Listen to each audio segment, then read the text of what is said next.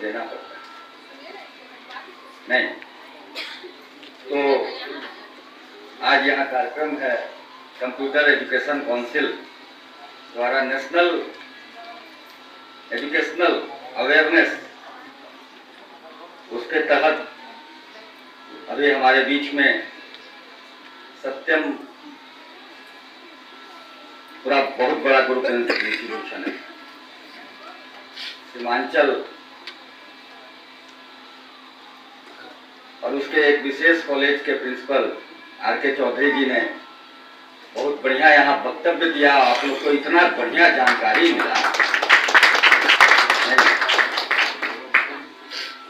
Awareness में परमानंद जी मेरे आने से पूर्व बहुत सारी बातें बता चुके थे कि किस प्रकार एजुकेशन को डेवलप किया जाए। ये एक्चुअली कार्यक्रम बुलाने का यही मूल उद्देश्य था कि हम लोग जो कर रहे हैं वो तो कर ही रहे हैं, सक्सेस जो है वो मिल भी रहा है और लगभग 90% लोग पायनियर भी हो चुके हैं। लेकिन उन्हीं कार्यों में कुछ बढ़ोतरी करने की बात, वो जानकारी यहाँ पर मिली और जो कर रहे हैं उसमें कुछ बढ़ा देना कोई बड़ी चीज नहीं।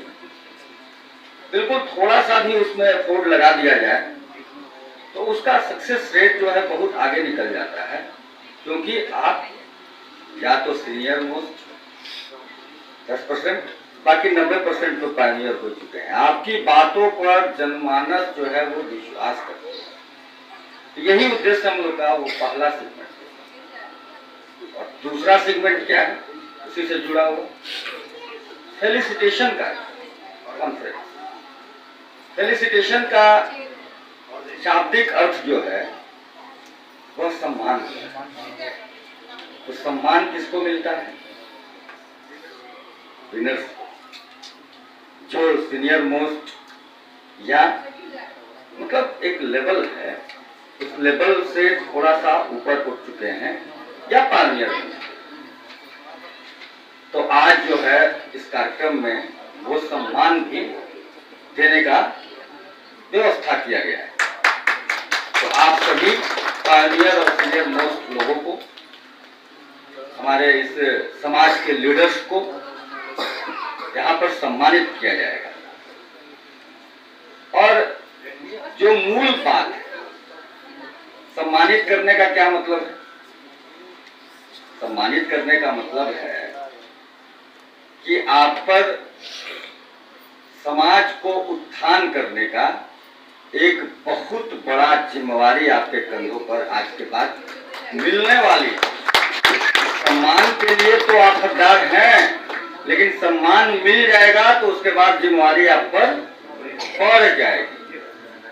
तो मैंने शुरुआत में कही थी कि कार्यक्रम को करने के लिए, अपने आप को एस्टेब्लिश करने के लिए और एस्टेब्लिश करने के बाद पायनियर बनने के लिए अगर आपने 8 घंटे का समय दिया है, सब लोग समय देते हैं 24 घंटे में, 8 घंटे का समय दिया है, तो इस सम्मान को प्राप्त करने के बाद जो आज अवेयरनेस प्रोग्राम चलाया गया है, उस कार्यक्रम के लिए जो 8 घंटा समय देते थे या फिर जो 10 घंटा समय देते थे अपने लाइफ में, उन लोगों को अपने समय में सम्मान का जो मूल भाव है, समाज के प्रति हम लोगों को कुछ देना है, उस कार्य के लिए अपने कार्यों में कम से कम 2 घंटा बढ़ाने की आवश्यकता और उसकी जिम्मेवारी भी यहाँ से हम मिल करके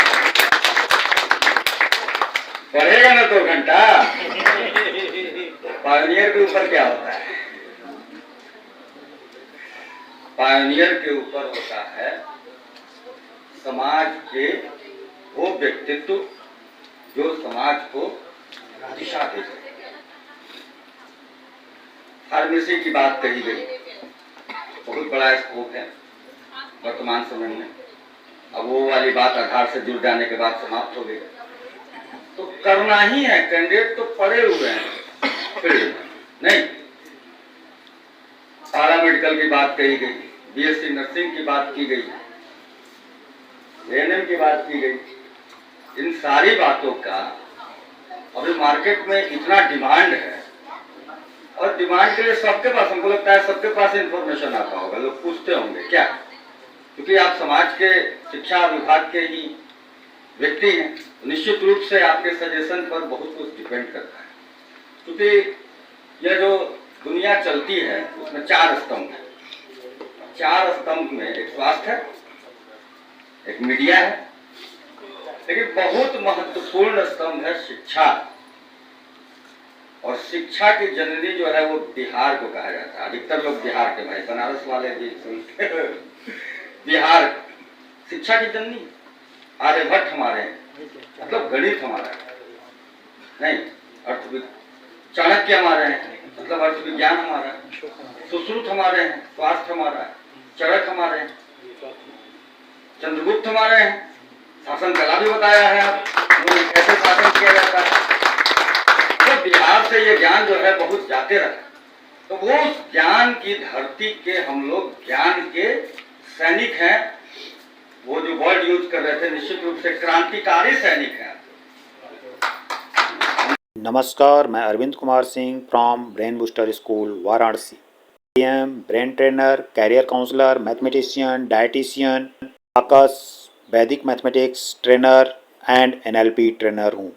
मैं सर्वप्रथम कंप्यूटर एजुकेशन काउंसिल के भीष्म पितामह परमानंद जी को यहाँ उपस्थित सत्यम शिवम सुंदरम ग्रुप के प्रिंसिपल एवं अन्य अतिथिगण स्टेज प्रदान करने के लिए बहुत बहुत धन्यवाद दे रहा हूँ।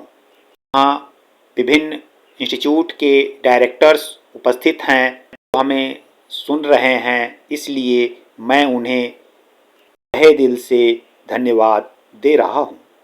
इस सेमिनार में कंप्यूटर जागरूकता, करियर गाइडेंस, योगा, नेचुरोपैथी, अन्य चिकित्सीय कोर्सों के बारे में बताया गया है। संस्था के चेयरमैन साहब ने अपनी अमूल्य वाणी से जो ज्ञान हमें प्रदान किया वह सराहनीय रहा और यहाँ उपस्थित समस्त डायरेक्टर को लाभ होगा ऐसा हमें विश्वास है।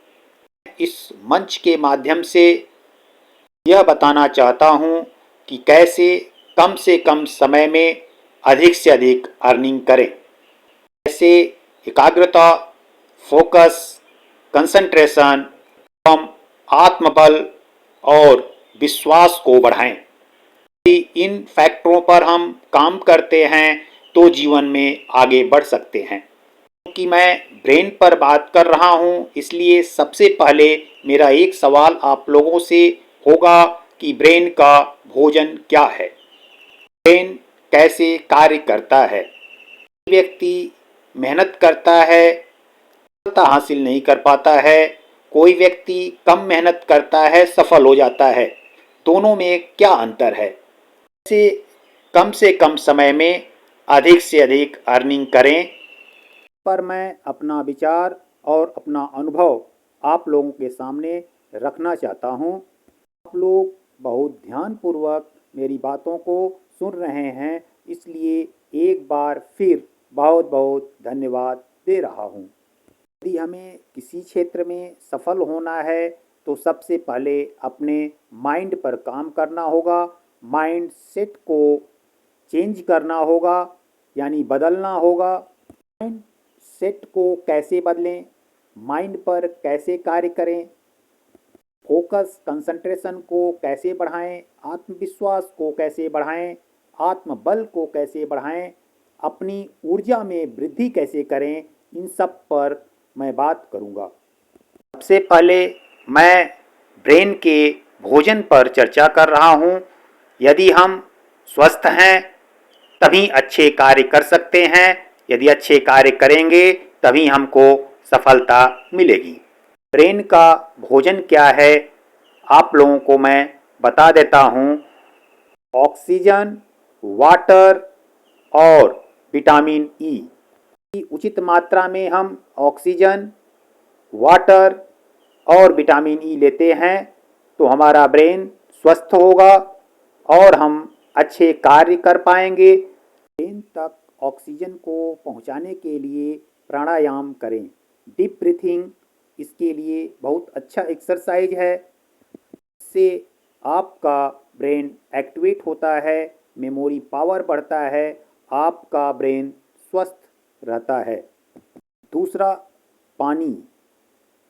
पानी आपके ब्रेन को स्वस्थ रखता है। आपका ब्रेन स्वस्थ होगा तो पॉजिटिव विचार आएंगे, के अनुरूप आप कार्य करेंगे तो सफल होंगे।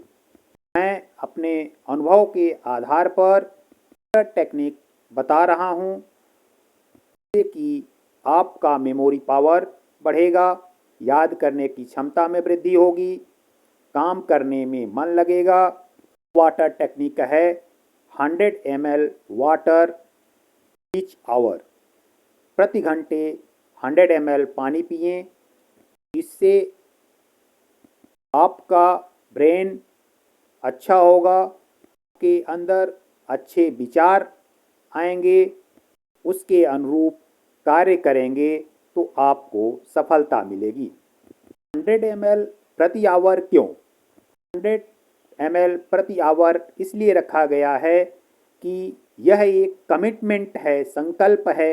यदि आप संकल्प को पूर्ण करते हैं तो आपके ऊर्जा में वृद्धि होती है, आलस से दूर होता है, आपका रूट चक्र एक्टिवेट होता है, क्योंकि रूट चक्र देवता भगवान गणेश हैं।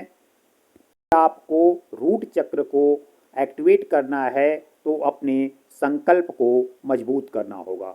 संकल्प मजबूत होगा तो आप अनुशासित होंगे। संकल्प को समय से पूर्ण करेंगे तो आपके अंदर अच्छी आदत विकसित होगी। अच्छी आदत होगा तो समाज में आपको सम्मान, प्रतिष्ठा, आर्थिक सुख, मानसिक सुख, शारीरिक सुख और आध्यात्मिक सुख की स्वतः प्राप्ति हो जाएगी। अतः कमिटमेंट अपनी क्षमता के अनुसार लें और समय से पूर्ण करें। आप अपने जीवन में निश्चित सफल होंगे, अपने लक्ष्य को प्राप्त करेंगे। तीसरा है विटामिन ई। विटामिन ई युक्त भोजन लेने से आपका ब्रेन स्वस्थ रहता है।